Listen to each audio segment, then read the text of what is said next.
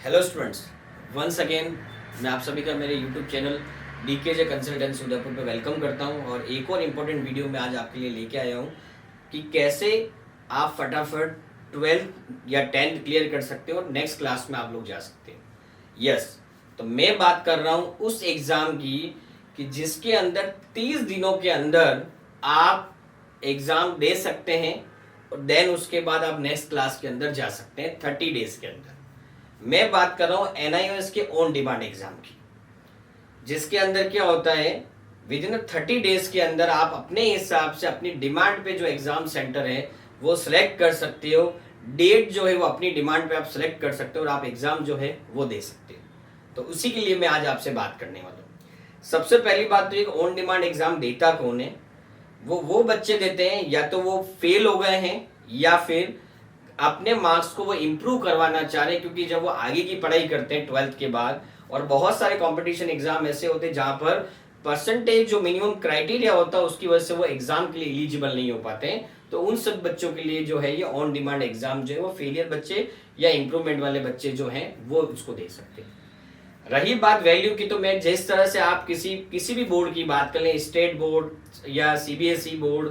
कोई सा भी बोर्ड हो, बेसिक वैल्यू जो है वो एनआईएस बोर्ड की है। ये पहले भी मैं जो है वो बता चुका हूँ। और एनआईएस बोर्ड इसीलिए बना है कि किसी कारणवश जो बच्चे हैं उनका गैप हो गया हो, या फिर किसी कारणवश वो एग्जाम तो दिया लेकिन तैयारी नहीं हुई, वो क्लियर नहीं हो पाए, तो विद इन 1 मंथ के अंदर वो ऑन डिमांड का एग्जाम देकर अपना साल बचा सकते हैं और अपने आगे की पढ़ाई को वो जो है वो उसको कंटिन्यू रख सकते हैं। इसके अंदर क्या होता है, जो बच्चा फेल हो गया है, अगर वो एक सब्जेक्ट में भी फेल हुआ है, 2 में भी हुआ है, 3 में भी हुआ है, उस केस में क्या होता है, अगर बच्चा 2 सब्जेक्ट का टीओसी ले सकता है। टीओसी इन द सेंस कि जिस बोर्ड से उसने पहले पढ़ाई की थी वहां से अगर वो 1 या 2 विषय में पास है तो वो 2 विषय के मार्क्स अब नया जो एनआईएस का एग्जाम देगा वहां पर एज इट इज आ सकते हैं। कम से मतलब मैक्सिमम 2 सब्जेक्ट का टीओसी मिलता है, वो नंबर एज इट इज जो है वो ट्रांसफर हो जाते हैं। और उसके लिए बच्चे को क्या करना पड़ता है कि जो ओरिजिनल मार्कशीट होती है फेल वाली, वो एनआईएस के रीजनल सेंटर पे भेजनी होती, तभी वो टीओसी के नंबर काउंट होंगे। वो पुरानी मार्कशीट से यहाँ पर नंबर जो है वो ट्रांसफर हो सकते हैं। और बाकी जो सब्जेक्ट में वो फेल हुआ है, मैक्सिमम 2 सब्जेक्ट ही वो टीओसी ले सकता है, 2 सब्जेक्ट के ही मार्क्स को वो ट्रांसफर करा सकता है। बाकी के सब्जेक्ट के उसको एग्जाम देने होते हैं, भले ही वो 1 सब्जेक्ट में फेल हुआ है, 2 सब्जेक्ट में फेल हुआ है और 3 सब्जेक्ट में फेल हुआ है।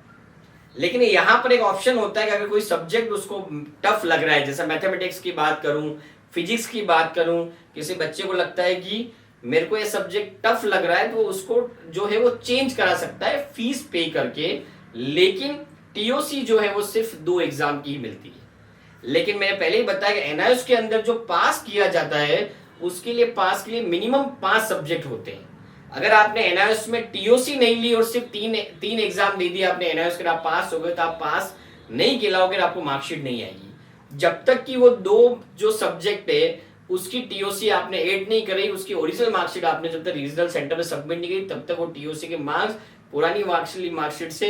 एजीडी ट्रांसफर नहीं होंगे।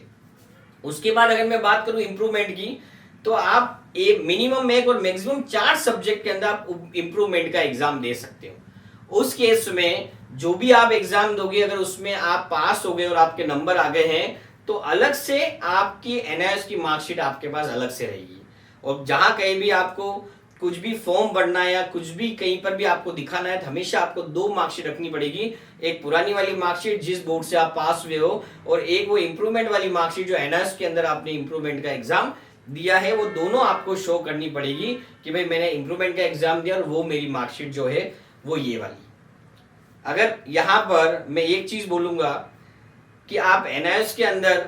ऑन डिमांड का एग्जाम जो देते हैं विद इन 1 मंथ के अंदर, टाइम बहुत शॉर्ट होता है और आप चाहते हैं कि नहीं हम पहले की तरह गलती ना करें और हम लोग पास होना चाहते हैं, तो बिल्कुल हमारे सेंटर के ऊपर हम लोग कोचिंग प्रोवाइड करते हैं, इंपॉर्टेंट क्वेश्चन बताते हैं, और क्लासेस ऑनलाइन और ऑफलाइन दोनों होती है। तो अगर आप चाहते हैं नहीं मुझे श्योर पास होना है, तो हमारी एक्सपर्ट जो टीम है वो आपको गाइडेंस देती है कि कैसे आप इजीली महीने भर के अंदर आप तैयारी कर सकते हो और आप अच्छे से पास हो सकते हो। यही नहीं, हम लोग गाइड करते हैं कि इसका एडमिशन का प्रोसेस क्या होता है, हम खुद एडमिशन जो है, जो आपकी फीस है वो लेकर हम लोग एडमिशन डाल देते हैं, ताकि कहीं पर भी आपको एडमिशन में चूक नहीं हो और प्रॉपर वे में आपके एग्जाम हो जाए। अगर मैं एडमिशन की बात करूं तो यहाँ पर सबसे पहले आपका रजिस्ट्रेशन होता है,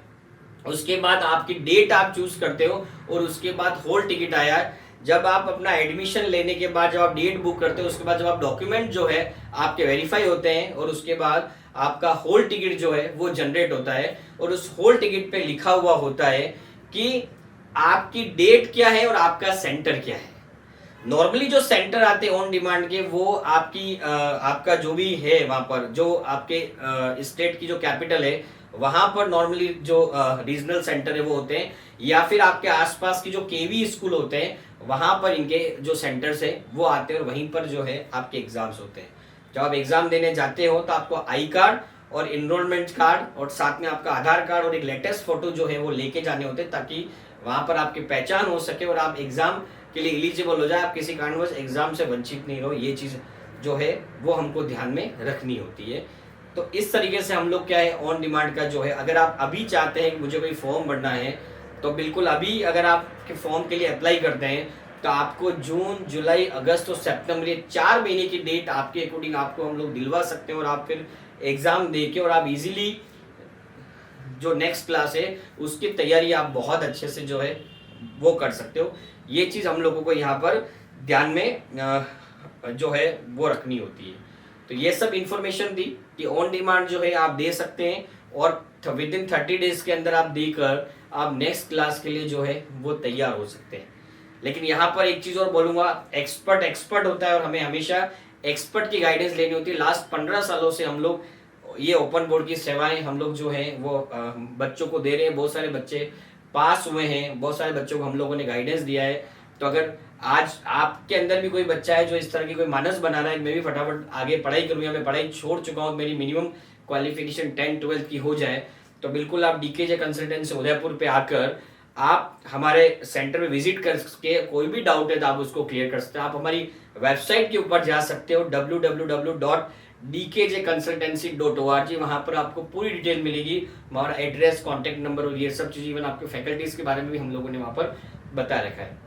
तो ये पूरी इंफॉर्मेशन जो है वो आई होप कि मैं आपको क्लियर कर पाया हूँगा कि फेल स्टूडेंट के लिए कैसे क्या वो हो सकता है, और किस तरह से वो इम्प्रूवमेंट के अंदर भी फॉर्म जो है वो बढ़ सकते हैं। तो ये चीज हम लोग इवन एनआईएस के एग्जाम 30 डेज के अलावा भी बहुत सारे बच्चे हैं जिसके एनआईएस के साल में 2 बार एग्जाम होते हैं। एक जो है वो मार्च अप्रैल में होता है और एक अक्टूबर नवंबर के अंदर होता है, वो भी ऑप्शन है, उसके अंदर ही बच्चों आप लोग फॉर्म भर सकते हो। इसके अलावा भी और भी गाइडेंस आपको चाहिए तो आप जरूर कमेंट करें या फिर कॉल करें, हम आपको जो है और भी डिटेल आपको देंगे। With that thank you so much. I hope कि आपको ये वीडियो अच्छा लगा हो, आप इसको लाइक करें, अपने मैक्सिमम फ्रेंड्स में शेयर करें, और ज़्यादा देर रिक्वेस्ट करूंगा अगर मेरे चैनल को अभी तक सब्सक्राइब नहीं किया तो आप जरूर आप सब्सक्राइब करो और बेल आइकन दबाएं, क्योंकि यही वो चीज़ है जिससे हम लोगों को मोटिवेशन मिलता है और हम लोग नई नई वीडियो आपके लिए लेके आते हैं। With that thank you so much. आपका अपना अविनाश है।